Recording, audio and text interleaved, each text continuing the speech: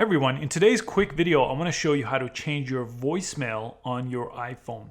All you have to do is press the phone icon. It should be on the bottom of the page here, the green phone icon. Press that. And on the very corner of this page, there's the voicemail option. Click voicemail.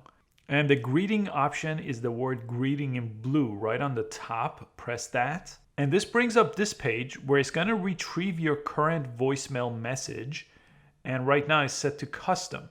So I could either press play to listen to the one I have, or I could press record right here, and then I could go ahead and record a new one. It's recording right now, and I could go ahead and press stop right here when I'm done. And then I could go ahead and play it again to see if I like it, and when I'm ready, I could press save on top, and it will save it as my new voicemail greeting.